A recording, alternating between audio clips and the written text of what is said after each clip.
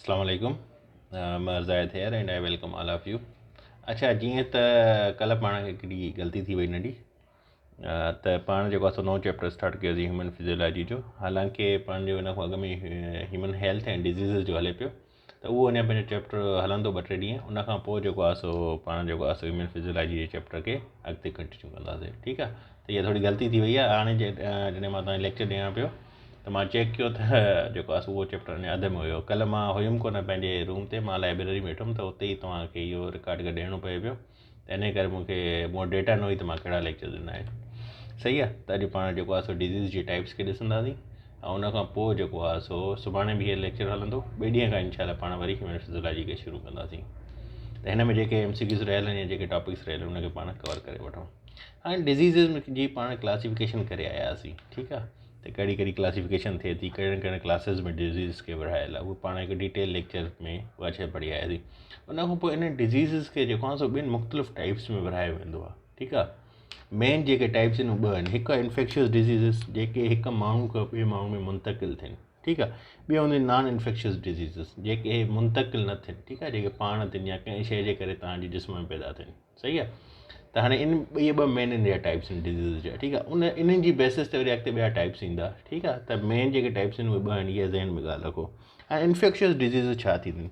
हाणे जीअं हिते हिन डेफिनेशन में लिखी आहे त disease that is spread from one person to another.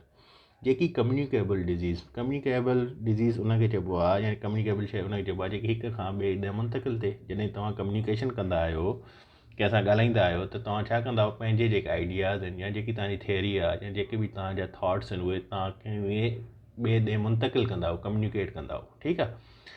त हिते बि कम्युनिकेशन जो या कम्युनिकेबल जो उहो ई मतिलबु आहे त हिकु माण्हू खां ॿिए माण्हू में जॾहिं डिज़ीज़ जेकी मुंतक़िल थींदी आहे उनखे पाण छा चवंदा आहियूं, इन्फेक्शियस डिज़ीज़ चवंदा आहियूं। ठीकु आहे। हाणे इहे इन्फेक्शियस डिज़ीज़ छो थियूं थियनि। जॾहिं बि तव्हां खंघो था, स्नीज़ कयो था, कफिंग कयो था, त पोइ तव्हांजे वात मां जेको आहे न माउथ मां माइक्रो ऑर्गेनिज़म्स नंढा नंढा हूंदा आहिनि जेके पाण पैथोजेंस चवंदा आहियूं। ठीकु आहे। ज़रात उहे निकिरंदा आहिनि। उहे जेके आहिनि वञी करे जॾहिं ॿियो माण्हू में पवनि था त उहे जेको आहे उन में वञी करे उहा साॻी बीमारी खे काज़ कनि था। सही आहे।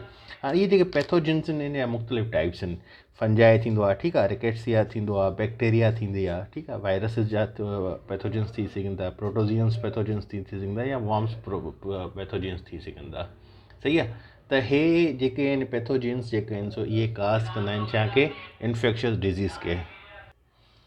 सही आहे। त हे जेको आहे काज़ कंदा इन्फेक्शियस डिज़ीज़ खे। हाणे इन्फेक्शियस डिज़ीज़ में छा थो थिए, जंहिं माण्हू इन्फेक्टेड आहे, जंहिं माण्हू में अंदरि इहा इन्फेक्शियस डिज़ीज़ अॻु में आहे, लेट सपोज़ कंहिंखे ज़ुकाम आहे, कंहिंखे खंघि आहे। ठीकु आहे। पोइ छा थो थिए, जॾहिं खंघे थो या ज़ुकाम में निश ॾिए थो त उन जे अॻियूं जेको माण्हू वेठो आहे उन में जॾहिं उहे पैथोजेंस पुॼनि था या उहे माइक्रो ऑर्गेनिज़म्स पुॼनि था त उहे छा था कनि, उहे उन जे अंदरि वञनि था हलिया। ठीकु आहे। त जॾहिं बि जेको होस्ट हूंदो आहे, जंहिंजे अंदरि इहा डिज़ीज़ हूंदी आहे, माना जेको बीमार हूंदो आहे, ठीकु आहे, सिंधी में इहो सम्झो, उहो जॾहिं स्नीज़ करे थो, कफिंग करे थो, पोइ छा थो करे, अॻिलो माण्हू जेको वेठो आहे थियो, पोइ उहे जेके माइक्रो ऑर्गेनिज़म उहे डिस्चार्ज करे थो, या जेके खंघि में निकिरनि था ॿाहिरि, जॾहिं उहे वञी करे उन माण्हू ते पुॼनि था, उहो साहु खणंदो वञी अंदरि वञनि था, उहे पैथोजेंस उन जे अंदरि वञी करे उहा साॻी बीमारी पैदा कनि था। ठीकु आहे। जीअं वायरसिस हूंदियूं आहिनि, तव्हांखे हिकु माण्हू खां ॿिए माण्हू में ईंदी आहे।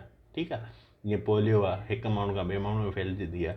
ठीकु आहे। त जेके फैलिजण वारियूं डिज़ीज़ आहिनि, जेके हिकु माण्हू खां ॿिए माण्हू में फैलिजनि, उनखे पाण इन्फेक्शियस डिज़ीज़ चवंदा आहियूं। ठीकु आहे। हाणे हिन में जेको आहे एग्ज़ाम्पल्स में पाण कोलरा आहे, चिकन पॉक्स आहे, मलेरिया आहे। ठीकु आहे। हाणे चिकन पॉक्स छा आहे, मलेरिया छा आहे, इहे पाण पोएं लेक्चर में वरी डिटेल में पढ़ी आया आहियूं। ठीकु आहे। हिनखे वरी पढ़ण जी ज़रूरत न आहे, छो त पाण डेली हिकु हिकु शइ खे पढ़ंदासीं त पोइ टाइम इलाही पंहिंजो कंज़्यूम थी वेंदो।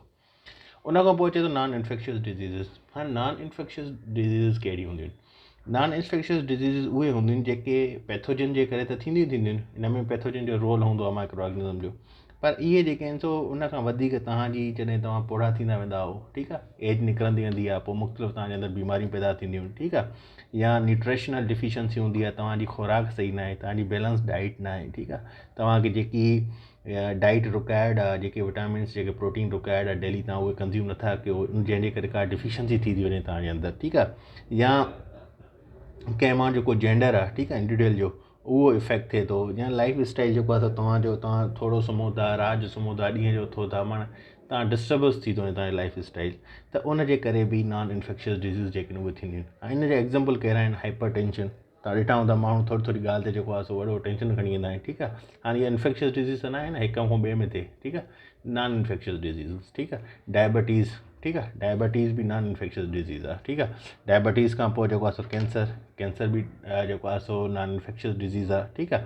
उन खां पोइ एल्ज़मीर अचे थो। हाणे एल्ज़मीर छा आहे? एल्ज़मीर बि मुंहिंजे ख़्याल में पाण पोयां पढ़ी आया आहियूं। एल्ज़मीर अहिड़ी डिज़ीज़ हूंदी आहे जेकी तव्हांजे ब्रेन जो डिसऑर्डर आहे, सम्झो इहो, ठीकु आहे। हे छा कंदो आहे त आहिस्ता आहिस्ता तव्हांजी ब्रेन खे डैमेज कंदो आहे। उनजे नतीजे में छा थींदो आहे त तव्हांजी जेकी मेमोरी हूंदी आहे, तव्हांजी जेकी याददाश्त हूंदी आहे माण्हुनि खे सुञाणण जी या शयुनि खे, या जेकी मेमोरी आहे तव्हांजी, या जेकी तव्हांजी थिंकिंग कैपेबिलिटी आहे, जेके थिंकिंग तव्हांजी थॉट्स आहिनि या स्किल्स आहिनि, जेकी कैपेबिलिटी आहे उनखे वञी करे उहा डिस्ट्रॉय कंदी आहे, ठीकु आहे। त हीअ एल्ज़मीर तव्हांखे यादि रहे पुछी बि वेंदी आहे त छाजी आहे, इहा ब्रेन जो डिसऑर्डर आहे, ठीकु आहे, दिमाग़ी बीमारी आहे। हिन में छा थो थिए त तव्हांजी मेमोरी, तव्हांजी याददाश्त आहिस्ता आहिस्ता, ठीकु आहे, डिस्ट्रॉय थिए थी, उहा गुम थींदी वेंदी आहे, तव्हांखे शयूं यादि न आहिनि बीहंदियूं, ठीकु आहे, या तव्हांजी जेकी सोचण जी सलाहियत आहे उहा आहिस्ता आहिस्ता ख़तमु थींदी वेंदी आहे, ठीकु आहे। उन खां पोइ आस्थमा आहे, दम जी बीमारी, ठीकु आहे। कैटारेक्ट आहे। कैटारेक्ट छा आहे? कैटारेक्ट में तव्हांजी जेकी अखि आहे न, उन में ॾिसंदा तव्हां मुख़्तलिफ़ माण्हुनि जी अखियुनि में क्लाउड्स ठही वेंदा आहिनि, ठीकु आहे, माना बादल वारी कार या ककर वारी कार न, अॻे हुनजे अची वेंदा आहिनि, धुंधला थी वेंदा आहिनि, ब्लर हुनजी थी वेंदी आहे, विजन जेको हुनजो ब्लर थी वेंदो आहे, ठीकु आहे, उनखे धुंधलियूं शयूं नज़र ईंदियूं आहिनि। त कैटारेक्ट मतिलबु क्लाउडिंग थी वेंदी आहे, जेकी क्लियर लेंसिस जे मथां अची वेंदी आहे, जंहिंजे करे तव्हां सही सां कंहिं शइ खे ॾिसी नथा सघो, ठीकु आहे, माना तव्हांखे शयूं ब्लर नज़र ईंदियूं आहिनि। हीअ बि तव्हांखे हे बि ईंदो आहे हुन में। उन खां पोइ हार्ट डिज़ीज़िस, मुख़्तलिफ़ हार्ट डिज़ीज़िस आहिनि, स्ट्रोक आहे, ठीकु आहे, इहे बि छा आहिनि, इहे नॉन इन्फेक्शियस डिज़ीज़िस आहिनि, ठीकु आहे। हाणे इन खां पोइ जेको आहे सो नॉन इन्फेक्शियस डिज़ीज़ खां पोइ जेको आहे सो कुझु ॿियूं डिज़ीज़ अचनि थियूं, जंहिंमें डीजनरेटिव डिज़ीज़िस अचनि थियूं, ठीकु आहे। हाणे डीजनरेटिव डिज़ीज़ छा आहिनि? हाणे ॾिसो, तव्हांजी बॉडी में या इंसान जी बॉडी में जेकी मेल फंक्शनिंग थिए थी, ठीकु आहे, सेल जी मेल फंक्शनिंग मतिलबु सही फंक्शनिंग नथी थिए, ठीकु आहे। हिकु शइ आहे न, हिकु शइ आहे तव्हांजी बॉडी जी जेको आहे मूवमेंट आहे सही फंक्शन करे थी, तव्हां हुनखे फेरायो था, ठीकु आहे, पर हुन में सूर थो थी वञे, हुनजी फेराइण जी जेकी सलाहियत तव्हांजी ख़तमु थी वञे, त हुन फंक्शन में मेल फंक्शनिंग थी वञे, ठीकु आहे। त हे जेके आहिनि डीजनरेटिव डिज़ीज़िस जेके आहिनि, इहे जॾहिं बि तव्हांजा सेल जेके आहिनि, जॾहिं तव्हांजी उमिरि वधंदी आहे, सेल जेको आहे उहो डेटोराइट थी वेंदो आहे, कमज़ोर थी वेंदो आहे, ठीकु आहे। त तव्हांजी मुख़्तलिफ़ वाइटल जेके आर्गन, जेके अहम आर्गन आहिनि तव्हांजी बॉडी जा, उनमें मेल फंक्शनिंग अची वेंदी आहे, उहे सही सां वर्क न करे सघंदा आहिनि, ठीकु आहे। जंहिंजे नतीजे में छा थींदो आहे, तव्हांजो बोन वीक थींदो आहे, ठीकु आहे, फ्रैक्चर बि अची वेंदो आहे तव्हांजी बोन्स में, ठीकु आहे, तव्हांजे हॾनि में फ्रैक्चर बि अची वेंदो आहे उमिरि सां, ठीकु आहे। उन खां पोइ जेकॾहिं पाण हिनखे ॾिसूं त हीअ डीजनरेटिव कीअं थिए थी, ठीकु आहे। तव्हां जेको CNS आहे, सेंट्रल नर्वस सिस्टम, ठीकु आहे, उन में जेके न्यूरॉन्स हूंदा आहिनि, उन में उहे जो वाइटल आर्गन आहे उन में मेल फंक्शनिंग अची वेंदी आहे, या उनखे उनजा सेल जेके आहिनि उहे वीक थी वेंदा आहिनि, ठीकु आहे। जॾहिं उहे वीक थींदा आहिनि त पोइ उन में छा थींदो आहे, न्यूरो डिजनरेटिव डिसऑर्डर अची वेंदो आहे, ठीकु आहे।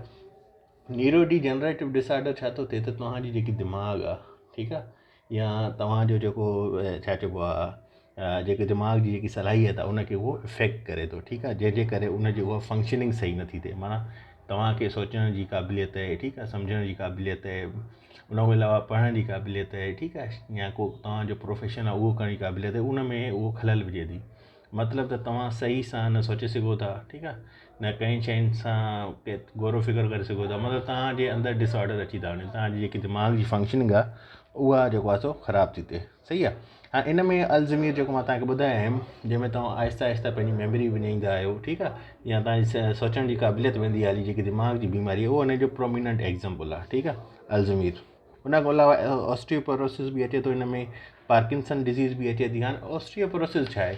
ऑस्टियोपोरोसिस तव्हांजे जेके बोन्स हूंदा आहिनि न, उहे जेके हॾी हूंदी आहे पोयों CNS में, तव्हां ॾिसो रीढ़ जी हॾी, उहो ब्रिटल थी वेंदो आहे, बिल्कुलु कमज़ोर थी वेंदो आहे, वीक थी वेंदो आहे, ठीकु आहे न, जंहिंजे करे उनखे नुक़सानु थींदो आहे। तव्हां ॾिसंदा हूंदो माण्हू जेको आहे सो मैट्रेस ते न सुम्ही सघंदा, ठीकु आहे, हेठि सुम्हंदा आहिनि, ठीकु आहे, आहिस्ता आहिस्ता, छो त उनजो जेको ऑस्टियोपोरोसिस में जेको उनजो पहिरों रीढ़ जी हॾी आहे इहा ब्रिटल थी वेंदी आहे, ब्रिटल मतिलबु कमज़ोर थी वेंदी आहे, ठीकु आहे, वीक थी वेंदी आहे बिल्कुलु ई, ठीकु आहे। उन खां पार्किंसन डिज़ीज़ आहे।